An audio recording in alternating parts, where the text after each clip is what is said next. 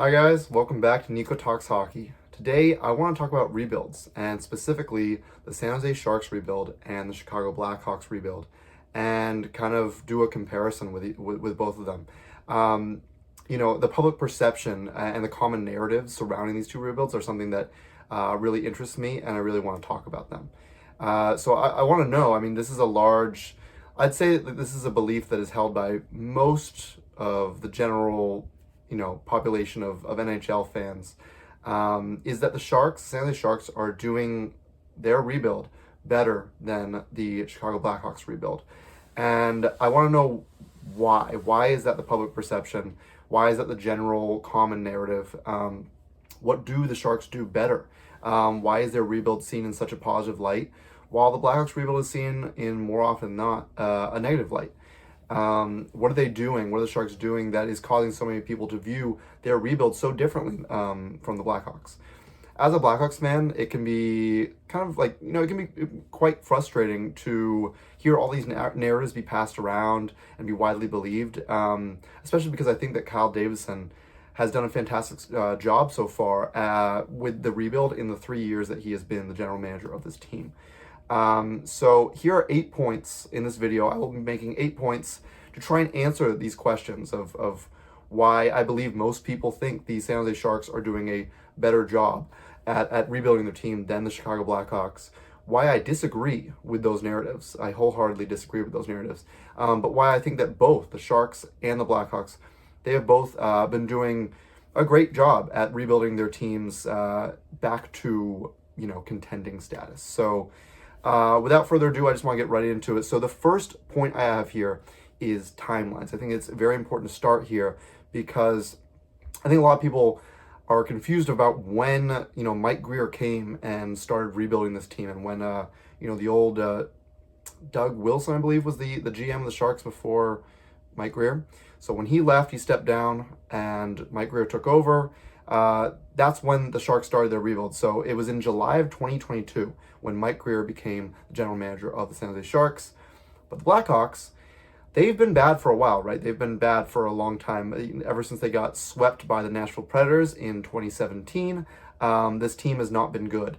They made the bubble playoffs that one time after beating Edmonton to get into the playoffs, and they faced the Knights where they were quickly beaten in 5 games. I do count that as like playoffs, but they're not good. They weren't a good team. They didn't start their rebuild until Stan Bowman left. That was their old general manager, and he never committed to a rebuild. He was like retooling on the fly, and it was not successful in the slightest. So when he stepped down, it was after the Blackhawks scandal, the Kyle Beach scandal. Kyle Davidson became the general manager of the team, and that happened in March of 2022.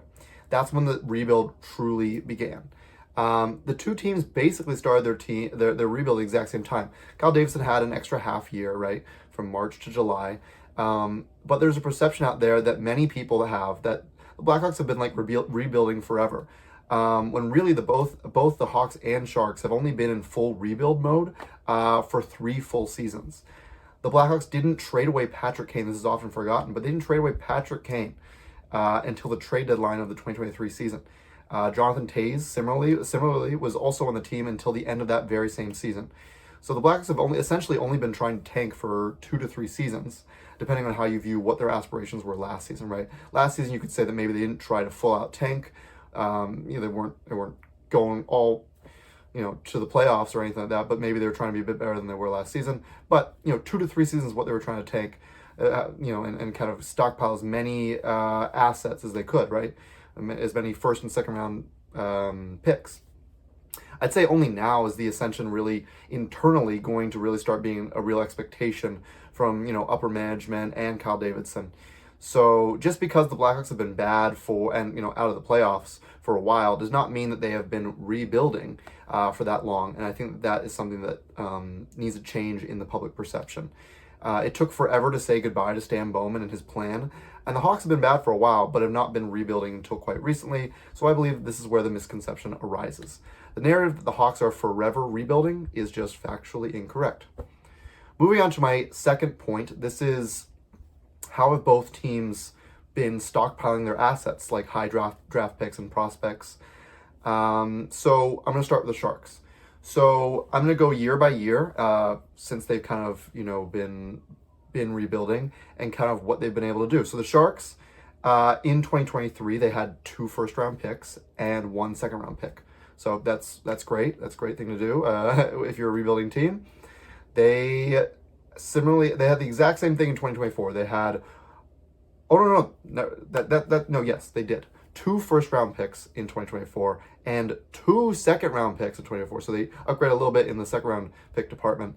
Again, exactly what you want to do as a general manager of a rebuilding team. You want to get as many lottery picks as you can to try and build your team back up. You want as many blue chip prospects as you can, and of course you want you don't want just quality. You want quantity as well because get as many quality picks as you can, but you want picks later in the draft as well, 3 through 7 drafts, rounds 3 through 7. You want some players there who can also fill up, more down the lineup kind of spots. And then lastly, in 2025, the Sharks had 2 first-round picks again. Through 3 years in a row, they've had 2 first-round picks every year, and then 2 second-round picks in 2025. So great asset stockpiling, great draft pick stockpiling by Mike Grier and the San Jose Sharks. The Blackhawks, they've done, I'd say, at least equally as good, if not a little bit better. They had 3 first-round picks and 2 second-round picks in 2022. In 2023, they had 2 first-round picks and then 3 second-round picks. And then in 2024, they had 3 first-round picks. And then in 2025, this past draft, they had 3 first-round picks. So both the Sharks and the Blackhawks have been stockpiling draft picks for a while now, and you can see that both teams have done a great job at getting as many first-round picks as possible. So moving on to point 3, taking on bad contracts and flipping them for assets later versus extending players acquired if they contribute and make sense in the current situation. So I think these are 2 different philosophies that the Blackhawks and Sharks have kind of adopted. Both teams have done both of these kind of philosophies, but I think that the Sharks have opted to go more the taking on bad contracts and flipping them for assets kind of route. And although the Hawks have done that, not as much. They have not done that as much, and they've preferred to, if they see a player that fits a role for them now, they kind of would like to set a bit of a culture that, like, if you do well within this team, you still make sense within the current situation, we want to reward you, and we don't just want to ship you out of here as soon as you start doing well. So I'll go through the history a little bit before I move on to the next point. Some notables for the Sharks include the Jake Wallman trade, where they acquired a second-round pick to take him on, but then flipped him later on to get a first-round pick. Just awesome work by Grier there. They got Mackenzie Blackwood. He played well. Then they flipped him for a 2nd and a 5th round pick. And then lastly, Mikael Granlund. These are just some highlights. They've done more for sure, but these are the big ones. I'd say, and Mikael Granlund, they got in free agency. Then they trade him away for a 1st round pick. Just great stuff from Mike Grier and the Sharks management. But then moving on to the Hawks, some notables for the Hawks, they acquired Jason Dickinson and Ilya Mikheyev from the Vancouver Canucks. They acquired them. They acquired them and then got 2nd round picks for both players in order to take their contracts on. They got 2 2nd round picks for those players. And then those players are obviously still with the team and still playing a very nice role on the 3rd line. I think that's great stuff from Kyle Davidson. I think it's often stuff that kind of gets forgotten when looking at his tenure and what he's been able to do in asset management. The Blackhawks turned them into good players under the coaches that they had at the time, who could play a real role in the middle 6 on their team. Right now they're on the 3rd line. We're playing last season parts of the last season on the 2nd line, which is shouldn't be that shouldn't be happening if you have a better team. But so they've been playing roles in the middle 6. I think it sets examples, good examples for the young players, that they don't just trade them away for picks as soon as they start getting good. But they've also got so many high round picks already. So there comes a point where you have to balance getting a lot of high round picks, but also having a decent roster. So this is my 4th point. Moving on to my 4th point. This is where I will give the Sharks a ton of credit. It's surrounding your elite young stars with the right help. So this is, I put here, this is possibly the best argument that someone would have if they are arguing that the Sharks are doing the rebuild better than the Hawks are, right? So what potential top six options have the rebuilding team's respective GMs given their young stars as line mates? Well, although I would say that the Sharks have done slightly better at this, I think it is closer than some people may think. I think that the perception and the common narrative is that Kyle Davidson has done nothing to surround Connor Bedard. And while I do think that it could have been better and it should be better, I don't think it's as stark of a difference than what job Mike Grier has done as on the Sharks. So who have the Sharks gotten? Well, they gave Tyler Toffoli, Jeff Skinner, Mikhail Granlund, and Fabian Zetterlund as kind of top six options for Celebrini and like the young crew over there in San Jose. Those are some good options. I mean, Tyler Toffoli has really made he's really been an impact player there. So that's really awesome. Jeff Skinner, we'll see how he does this season. They just acquired him in the off season. Granlund was a great ad, their best ad in my opinion. They flipped him later on, which you got a first round pick. I think that's they should have done that. But it also, I do see some value in keeping the players that do well for you and not just flipping them as soon as they do well. But I do like the first round pick they got out of it. So I think it was worthwhile. And then Zetterlund. I will say that I was not a fan of moving Zetterlund. I thought that he could have worked in their near future and potentially even longer as a maybe middle six option. But they saw that the assets they could have got, they got from Zetterlund to be worth it. So, that was worth it for them. But the Hawks, what have they given Connor Bedard? Well, it is definitely less. I don't think it's as stark of a difference from Toffoli, Granlund, Zetterlund, Skinner. They gave Ryan Donato, who has turned into, he was a 30-goal scorer last season. We'll see if he can replicate it. I doubt it, but he'll probably still be, 20-something goals, I'd say, a year. So Donato's a decent, he should be more of a middle six option, but for top six at this point in the rebuild, I think it's okay. Teuvo Teravainen, they gave Teuvo Teravainen and Tyler Bertuzzi last year. They brought them on, and they weren't that impactful. However, I think that we're being a little too reactionary. I think that, for one, Tyler Bertuzzi has never been known to be someone who immediately is an impact player for a team that, like when he goes to a new team. I think he'll be much more impactful this coming season and ones to follow. Plus, I think that for like Teravainen and Bertuzzi, they are players that I don't think worked well in like Luke Richardson's system. I think that, and similarly for Anders Sorensen, the two coaches that are now, Luke Richardson's gone, Sorensen's an assistant coach. So I can't wait to see Jeff Blashill, the new coach in Chicago. I can't wait to see the systems that he implements and how that will affect Teravainen and Bertuzzi. I do believe that they will be positive differences. So yeah, although, again, I would say that the group of fours in San Jose is better than the group in Chicago.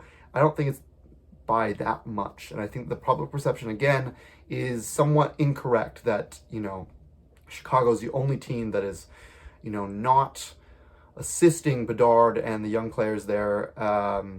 It's mostly just Bedard at this point, or at least from last season. I know that Nazar's there now, and Frondell will be there soon. But yeah, like Bedard needs more help. I totally agree. But I do think it's being blown out of proportion how much of a difference it is between San Jose and Chicago.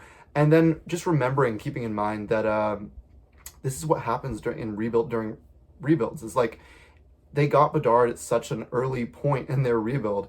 They weren't ready to be out of that tanking stage.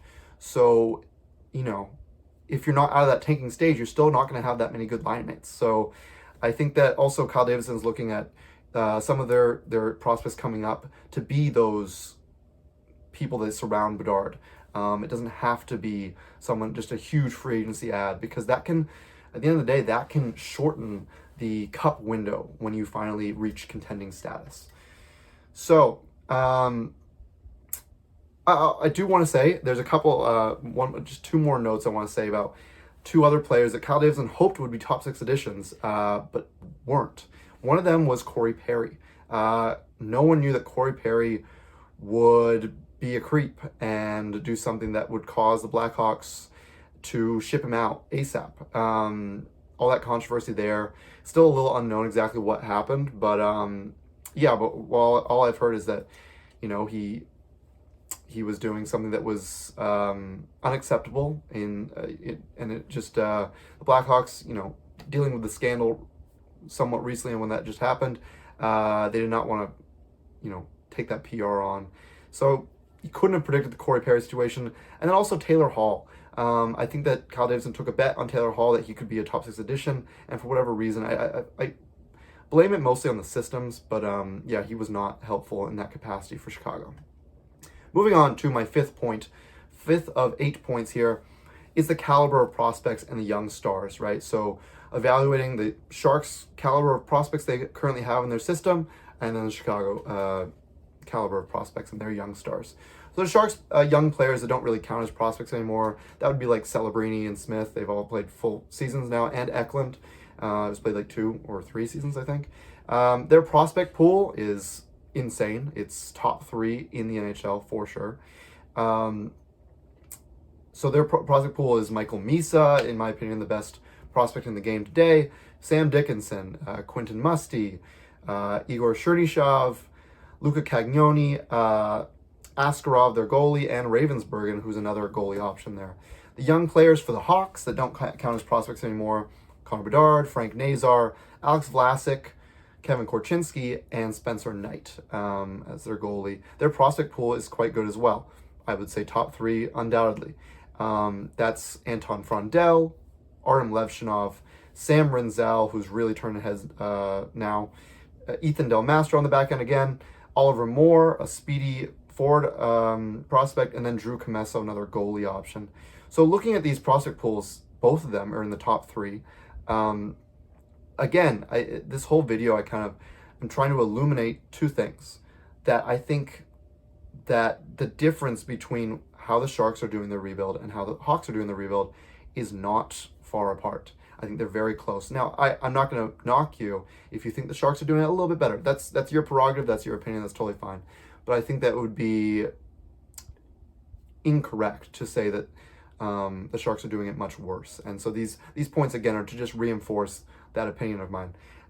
So yeah, again, prospect pools, both teams are doing a fantastic job at building that up. Not only in quantity, but especially in quality. So moving on to the next point, my 6th point here, is that I think it goes hand in hand with the last point. Is like you look at the caliber of prospects for both teams, but then you look at the different strengths in the prospect pool and analyze that the Sharks and Hawks have kind of gone different philosophies again here. So out of all the top young players, I'm looking at 10, their 10 best, not just the prospects, but all the young players, like, anyone under 23, for both the Sharks and the Hawks. You look at the Sharks, I said the top young players are Celebrini, Will Smith, Eklund, Musty, Misa, Chernyshov. I would put Bystedt there, Dickinson, Cagnoni, and Askarov. Now, those are 10 players. 7 of those 10 are forwards, and 2 are defensemen. So they've clearly gone, get as many forwards that are really good as possible, right? Now, on the flip side, the Blackhawks have done, they've got some forwards. They've got Nazar, they've got Bedard, but they've definitely beefed up on defense. They want to build their back end more. And I think that Kyle Davidson has said as much. He said that, championship winning teams have a really strong, blue line. So I can't knock that philosophy at all. In fact, I endorse it. The top young players in the Hawks. So you've got Bedard, Nazar, Levshinov, Rinzel, Korchinski, Vlasic, Del Mastro, Frondel, Moore, and Knight. So of those 10 players, who I consider to be the 10 best young players, under Hawks management currently, only 4 are forwards compared to the 7 that are forwards in the Sharks, and then 5 of them are defensemen compared to the 2 that are defensemen in the Sharks. Again, I think that both prospect pools and the young stars they have already for both teams, I think are top 3 in the NHL. They are the cream of the crop for prospect pools and young players, but the Blackhawks have just gone the defenseman route, and I think that when you look at the public perception and what that means when people evaluate the teams, I think that people have an internal bias of evaluating defensemen less valuable than forwards. Forwards are more flashy. They're more fun to watch. They get more points. So when you look at the stats of what they did in their junior leagues or what they did in their, in the AHL or college ranks, the forwards will have those stats that are popping out. And the defensemen, they take longer to develop, they take longer to mature, and to become what you envisioned them to be when you drafted them and when you scouted them. And so I think all that factors into why this perception that the Hawks prospect pool, even though they've been rebuilding for a while, again, it's close to the same timeline as the Sharks, it's this perception that they don't have as good a prospect pool, when I think that I would argue that it's right there. It's right there with the Sharks prospect pool. So the last 2 points here are kind of intangibles. So the 7th point here I have is the mood on the ice. This one is a big one. Steve Dangle and the SDPN crew in Toronto, they talk about this one a lot when they talk about the Sharks rebuild and the Hawks rebuild and what they're doing differently. So the Sharks looked like they were having tons of fun on the ice last year, right? They always looked like, even though they were the last place team, 32nd, they were the worst team in the league. They looked like they were having fun with it. The Blackhawks, on the other hand, looked miserable, with a lot of the focus being on how Bedard looked like he hated life. The current narrative is that although they are both teams losing a whole lot, the Sharks know how to have fun with it and keep it light. And the Hawks' negative, upset, and doom and gloom attitude means that they are fostering, an environment that harbors zero reasons for people and young players like Bedard to want to stay. Since on top of losing, they're also not having fun, right? So I think it's a worthy argument. I'm not saying that it has no merit or credit, but it shouldn't be the only way to look at it. So in my opinion, it could just as easily be said that the Blackhawks players have a much higher compete level and care much more about winning than the Sharks players do. I don't think this. I'm just offering a rebuttal argument. It's impossible to be happy and carefree while losing. Kind of like, like the movie Moneyball, like when Brad Pitt's like emphasizing that you should not be having fun if you are such a horrific team. You're a team that sucks so much and you're not playing well. Now, is this a narrative, again, that I wholeheartedly believe? Absolutely not. I don't think that the Hawks, because they're upset while losing, are doing so much better than the Sharks because they're happy while losing. Similarly, I also don't think that the Sharks are doing so much better because they're having fun and keeping it light while losing, and the Hawks are not. I think both viewpoints have merit to them. I think both viewpoints are something to discuss. But I never see anyone talk about how that kind of viewpoint from the Blackhawks perspective, which is like maybe the reason they are not having fun is because it's not fun to lose, and they have maybe more of a desire to compete. I'm not seeing anyone peddle that kind of narrative and that viewpoint, where I'm seeing everyone kind of talk about how the Sharks, while losing and rebuilding and tanking, they're keeping it light for their young players and all that kind of stuff. So the point I'm making is that people shouldn't be so quick to label the two contrasting moods on the ice from the Sharks and Hawks as an equivalent to the Sharks doing it right and the Hawks doing it wrong, right? So, and just because the Sharks are having fun while losing doesn't necessarily mean that that's a great thing, right? It's not inherently a good thing. Last factor here, this is the last point I want to make to sum up my argument here, is the likability factor. You cannot end my argument here without talking about the different likability factors between the San Jose Sharks organization and the Chicago Blackhawks organization. This is something I just have to accept, I think. So when you talk about the Hawks, especially in recent years, you talk about the Hawks scandal. That is something that is still very fresh, and for good reason. But I think the Hawks have done a great job at it, especially like any management that it was involved with the stuff that happened in 2010 are all gone. They're long gone, and so I think that's something to keep in mind. But that goes into the public perception of the Chicago Blackhawks and their management and how they take care of their players, right? So you almost can't blame people for having that in mind of when they assess, why do I like a team, right? Why should I like the Blackhawks, So there's also the perceived notion of the Hawks getting preferential treatment. I can agree with this a little bit. The Winter Classics, right? The Winter Classics, they've gotten so many Winter Classics. They are an original six team. They're one of the, I think they're in the top 5 or top 6 most, valued franchises. They're super valuable. So the league's going to give them a lot of games. But I understand if you're a team that never gets a Winter Classic or very rarely gets a Winter Classic, yeah, you're going to look at the Hawks getting a million Winter Classics and be like, this is BS. This is messed up. Give some Winter Classics to other teams. So I definitely understand that argument, with that viewpoint. There's also this is silly, but this is the viewpoint that the Hawks got gifted Bedard. That should have never. I mean, that's silly because I do not and will not ever believe that the Hawks, the draft lottery was rigged in their favor. If I believed the league was in any way rigged, I would not be watching it. I will always say that. I don't watch rigged things. So yeah, don't think it's rigged. The Blackhawks also won 3 cups in 6 years in relative recency. When a team wins a lot, like the Florida Panthers or the Tampa Bay Lightning, the Vegas Golden Knights, Boston Bruins, when a team wins a lot, and especially if they win the cup, like the Blackhawks won 3 cups in 6 years. No one does that.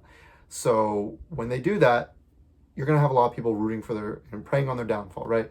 So I totally understand that. And that's something I think I just have to accept as a Hawks fan. I want people to like my team, but I also understand with success comes haters. So yeah. The Blackhawks the Sharks on the other hand have never won a cup. I really was rooting for them in 2016, but alas, that didn't happen. So yeah, they're a much smaller market, so it's easy to root for them as, much smaller market, never won a cup. They're an underdog. They're totally an underdog. And I think that all of that goes into a likability factor, and the difference between the Sharks and the Blackhawks. But there it is. Those are all my 8 points. And that concludes my argument of why I think that, why I believe there is such a difference in perspective and sorry, not perspective, but perception rather, in what the Sharks rebuild is doing, what the Hawks rebuild is doing, and why people are looking at the Sharks rebuild differently and better, a lot more often than not, in a more positive light than the Hawks. Again, this is why I disagree with that narrative. I think it's just incorrect, and I hope that I've changed maybe some minds here today, and why I think the Blackhawks are doing a fantastic job as well at rebuilding.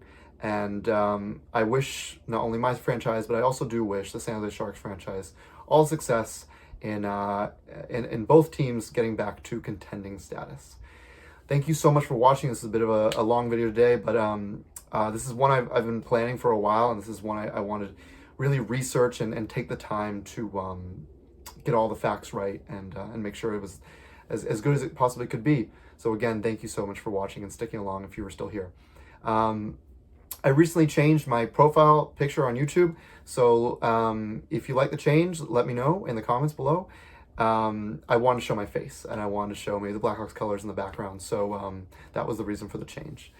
But thank you so much for watching. If you liked the video, please consider liking and subscribing. It would mean so much to me, and I will see you guys in the next video.